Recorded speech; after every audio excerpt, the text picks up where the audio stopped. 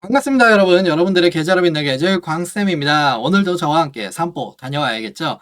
오늘은 건설 산업, 우리나라의 주축이죠. 건설 산업, 그러니까 부동산 시장하고 연관되어져서 건설 산업이 우리나라의 주축인데, 우리나라뿐만 아니라 세계적으로 주축이 경제의 주축이 이제 건설 부동산 시장입니다. 그 이유에 대해서 좀 얘기를 드릴게요. 먼저 건설에 주목하는 이유. 이 1929년 이날 무슨 일이 있었나요? 우리나라는 물론 이때 일제강점기였지만 세계적으로 보면은 세계 대공황 시기였습니다. 세계 대공황 시기였기 때문에 이 밑에가 다 실업자예요. 실업자가 지금도 우리나라 상황에서는 많긴 하지만 미국은 엄청 많았죠. 이 아이가 또 들고 있는 게 "우리 아빠에게 제발 직업 좀 달라는 거예요." 이때 그 영화 뭐더라? 저도 한번 본 적이 있는데 피아노맨인가? 아니 아니다. 신데렐라맨인가? 피아노맨인가? 아무튼 그 영화를 한번 보세요. 제가 아마 신데렐라맨 같은데 그 영화 보시면 이 당시 상황에 대해서 좀 자세히 나옵니다. 그 주인공이 일자리를 구하고 싶은데 일자리를 제대로 못 구하고 그 사람이 아마 복서일 겁니다. 그래서 복싱 관련으로 해가지고 돈을 좀 벌었던 그게 저도 한 10여 년 전에 봐가지고 기억이 가물가물한데 아무튼 그 영화를 보시면 이 당시의 상황을 알 수가 있습니다. 이때 이제 루즈벨트 대통령이었죠. 루즈벨트 대통령이 경제를 부흥시키겠다고 뉴딜 정책이라고 펼칩니다. 뉴딜 정책은 물론 여러 가지 정책이 있지만 그중에 하나가 미국의 그 후보댐이라고 있습니다. 후보댐을 한번 가보시면은 이 댐이 정말 어마어마하거든요. 저는 이제 대전에 있으니까 대청호 쪽에 대청댐이 있어요. 한번 가면 거기도 크다고 느끼는데 여기는 정말 어마어마한 크기라고 합니다. 그래서 이 후보댐을 건설하기로 합니다. 왜 건설하기로 했냐? 그 당시에는 세계대공황 상황을 보면은 제품을 많이 만들었어요. 그전에는 제품을 만들어내면 시장에서 다 사갔어요. 근데 이제 제품이 남아 돌죠. 남아 돌기 때문에 사람들이 안 사요. 안 사고 재고가 계속 쌓이고 오히려 기업에는 악순환이 생기니까 그럼 우리가 제품 매출, 상품 매출 이쪽을 좀 건드리면 안 되겠다. 차라리 건설 쪽 우리가 부동산 시장을 주축이니까 주축 중에 하나니까 건설 쪽을 건드리자. 그래서 후보댐을 건설하기 시작합니다. 이때 많은 노동력 이게 어마어마하거든요. 그 크기가. 그러면은 엄청난 노동력이 필요해요. 여러분들 혹시 이집트의 피라미드 보셨을 수도 있는데 거기도 엄청 크잖아요. 그거 당시에도 엄청난 노동력이 소요됐을 거라고 보는데 이 당시에도 엄청나게 인력들이 어 소요됐습니다. 그래서 그분들이 일자리가 생겼죠. 돈을 받고 생활하기 시작하니까 인제 소비도 하죠. 소비 진작이 되니까 경기가 살아나고 그렇게 해서 시작된 게 뉴딜 정책 중에 하나고요. 이 이후에 개발도상국이라든가 아니면 다른 나라에서도 경제 위기가 오면은 항상 건설에 집중을 했습니다. 인프라 설치한다고 하죠. 그래서 이번에 중국도 1,800조 원 정도 부양책을 추경을 했죠. 이례적으로 추경을 했는데 1,800조가 아니죠. 180조인가? 근데 그 금액 이례적으로 추경을 했습니다. 추경을 해서 그걸 어디에 쓰냐? 인프라를 구축한다는 데 쓴다고 합니다. 원래 그 중국도 부동산 시장으로 계속해서 경제 성장률을 이뤄왔거든요, 높게. 근데 인제 그 부동산 시장이 망해갔잖아요. 헝다그룹 날라갔고 벽개원 날라갔고 뭐 다른 곳들도 계속 날아가고 있으니까 계속 그 인프라, 건설 쪽 살리겠다, 부동산 살리겠다 얘기를 하죠. 세계 주요국들 GDP 대비 부동산 부분 비중을 보세요. 중국은 어마무시해요. 30%에 가깝습니다. 2017년까지이긴 한데 이 이후에도 거의 비슷합니다. 우리나라도 경제 한 축에 꽤 큰 규모를 차지하고 있죠. 우리나라뿐만 아니라 선진국 일본도 그래요. 일본 물론 인제 잃어버린 30년 뭐 부동산 버블 터졌다 뭐 이러는데 그래도 아직도 경제 한 주축이었고요. 미국도 마찬가지고 프랑스도 마찬가지고 영국도 마찬가지입니다. 선진국들도 GDP 대비했을 때 부동산 부분이 비중을 차지하는 게 20-30%에 가까이 돼요. 그러니까 건설 이거는 우리가 안 볼 수가 없습니다. 건설을 보고 가야 돼요. 네. 안 볼 수가 없어요. 그래서 우리나라도 뉴딜 정책처럼 뭐 경기 어려울 때 건설업을 자꾸 활성화시키잖아요. 그래서 우리 아버지 세대들은 많이 얘기하죠. 아니면 택시 타면은 막 아저씨가 얘기해요. 택시기사 아저씨가 "아 여기 저 지역 막 빌딩 그 건물들 다 내가 세웠다."고. 실제로 그분들이 일하셨으니까. 네. 그래서 그렇게 좀 많이 힘든 시기를 우리가 건설업에 기대서 부동산 시장에 기대서 이겨냈었다. 그래서 지금도 부동산 시장을 더 활성화시키려고 하고 있다. 이런 거를 좀 알아주셨으면 합니다. 이건 이제 그 금리 지금은 인상 시기잖아요. 금리 인상 시기랑 부동산 시장이랑 좀 본 거예요. 왜냐면 부동산 같은 경우에는 금리 물론 이제 주식도 마찬가지고 한데 금리가 인하가 되어야 돈이 많이 풀리죠. 돈이 많이 풀린 상태여야 사람들이 돈을 많이 빌려서 부동산 투자를 합니다. 그래서 부동산 투자는 금리 인하 시기에 활성화가 되고요. 기준금리 인상 시기에는 부동산 투자가 축소가 됩니다. 그래서 지금 부동산 투자 축소됐고 물론 우리나라 같은 경우는 좀 특이한 케이스가 있어요.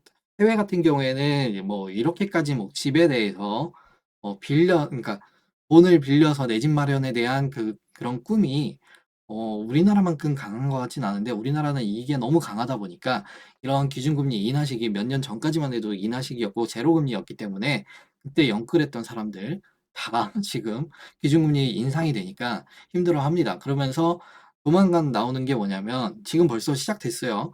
부동산 쪽에서는 미분양 이 나오기 시작했고요. 입주 미분양도 나오기 시작했는데 그러면서 공급은 또 줄고 있어요. 왜냐면 지금 공급이 줄어드는 이유가 안 팔리니까 당연히 안 만들어내겠죠. 근데 이따 뒤에 얘기 드리는 프로젝트 파이낸싱 이거까지도 연결 지어서 얘기를 드릴 건데 부동산 공급이 엄청나게 줄어들고 있습니다. 25년까지 아마 공급이 줄어서 지금 물량으로는 사실 뭐 특정 지역들만 해결이 될 수가 있고 뭐 남아돌 거고 그래서 부동산 가격이 떨어질 거고 다른 지역들은 왜 좀 인기 있는 지역들 있잖아요. 그런 데는 공급이 좀 부족할 수 있다. 하지만 기준금리 인상 시기에는 영끌했던 분들이 힘들어서 부동산 매물을 급매를 많이 내놓기도 한다. 그런 부분들 알아주셨으면 합니다. 네, 프로젝트 파이낸싱 PF라고 하죠. 많이들 들어보셨을 겁니다. 이거는 부동산에서 한 그냥 진짜 딱 부동산의 한 부분, 왼팔, 오른팔 이렇게 한 부분을 차지하고 있다고 보셔야 돼요. 프로젝트 파이낸싱이 없으면 이런 구조가 이 대출 구조가 없으면은 부동산 삽 못 떠요. 이게 있어서 삽 뜨는 겁니다. 일단 프로젝트 파이낸싱이 뭐냐? 프로젝트 회사라고 SPC 그 삼립회사 빵 만드는 회사 말고요. 이 SPC라고 유동화 회사라고 합니다. 그냥 페이퍼 컴퍼니라고 보시면 돼요. 왜냐면 이제 대우건설이라든가 현대건설 이런 데가 기업이잖아요. 기업은 망할 수도 있잖아요.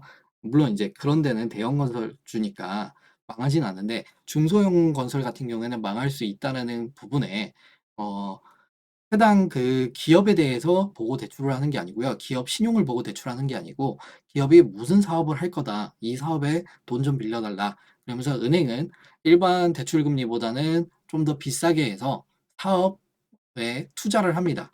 그러니까 사업에 따라서 사업이 뭐 삽을 뜨고 공사 진척률 올라가고 분양이 시작되면 그때부터 돈을 많이 받을 수 있는 그런 구조라서 이 PF 구조는 은행에서도 아니면 금융계에서도 되게 좋아했던 구조입니다. 많이 활용하고 있어요. 이 구조는. 하지만 작년에 레고랜드 사태가 있었죠. 한 어떤 한 분이 말을 잘못해 가지고 그러면서 이제 프로젝트 파이낸싱에 대한 투자가 대출이 점점 규모가 줄었어요. 근데 그거를 새마을 쪽에서 이제 가져갔죠. 근데 새마을 쪽에서 가져갔는데 몇몇 이제 그게 또 회수가 안 되다 보니까 문제가 터지기 시작합니다.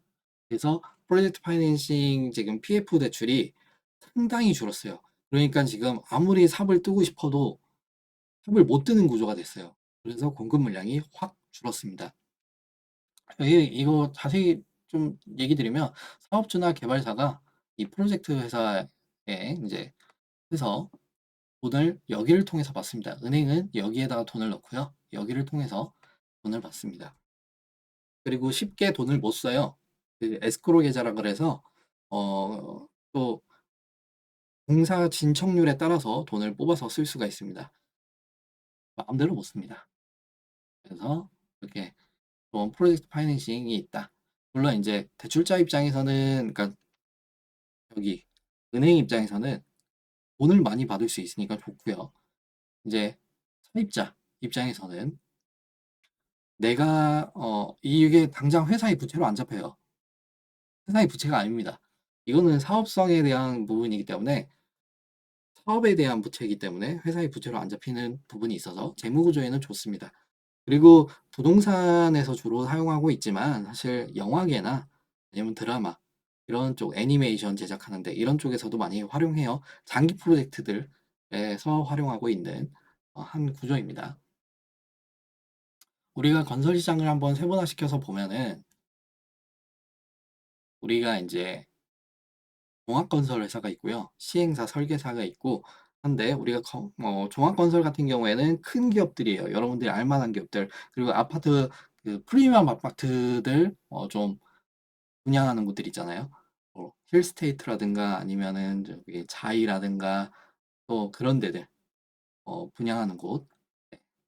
그게 이제 대우건설이랑 삼성물산, 뭐 GS건설 이런 것들이 있는데, 뭐 이런 종합건설 회사가 있고요. 이 회사들이 사업을 크게 벌립니다. 사업을 크게 벌려서 이제 밑에 있는 회사, 다른 회사들이 이제 돈을 조금씩 분배를 하는 거죠. 나눠 갖기를 하는 겁니다. 그래서 우리가 땅을 먼저 건물 올리기 전에 땅에다 뭐 하냐면 땅에 구멍을 뚫어요. 구멍을 뚫어서 집안을 강하게 해야 되거든요. 구멍을 뚫어서 뭐를 박냐? PHC 파일이라고, 이걸 파일이라 그래요. 이게 엄청 크거든요. 이 파일을 박아서 집안을 강화시킵니다. 이게 한 50cm마다 30cm마다 이렇게 박아야 되게 튼튼하다고 들었어요. 그래서 이런 파일 회사, 이 파일은 또 시멘트로 만들죠. 시멘트 회사랑 파일 회사들 이렇게 볼 수 있다. 이 파일 회사 대표적으로는 동양 파일, 31CNS가 있고요. 시멘트 관련해서는 통신양회, 한일현대시멘트 등등 있습니다. 제가 간략하게 얘기 드리는 거고 더 많이 있어요. 건설은 우리나라뿐만 아니라 다른 나라의 주축이기 때문에, 경제 한 주축이기 때문에 엄청난 많은 기업들이 있습니다. 그리고 이거는 건설 장비 기업들이죠. 건설 중장비 기업들도 되게 많아요. 일단 두산 밥켓, 그리고 HD 현대건설기계, 그리고 이 어태치먼트라고 하는데, 그 굴착기에 보면 이, 이 포크레인이 이렇게 있으면 이걸 떼고 땅 이제 뚫을 수 있는 그런 걸 갖다 붙일 수가 있거든요. 어태치먼트라고. 그런 거 만드는 회사, 데모, 아니면 진성 TEC 이런 회사들이 있습니다. 다음 시간에도 또 좋은 산업으로 찾아뵙겠습니다. 우리나라의 부동산 시장뿐만 아니라 건설하고 부동산은 같이 가니까 주축이라서 한번 건설에 대해서 얘기를 드려봤습니다. 그리고 또 2024년 총선 있잖아요. 총선 있으면 뭐 합니까? 사람들이 정치인들이 뭐 합니까? 어디 건설하겠다, 예타 면제하겠다 이런 것들이 나오기 때문에 건설 관련주들 한번 또 움직일 수가 있어서 이 산업에 대해서 자세히 해드렸습니다. 다음 시간에도 또 좋은 산업으로 찾아뵙겠습니다. 마지막으로 제베아투 외치고 끝내겠습니다. 제베아투!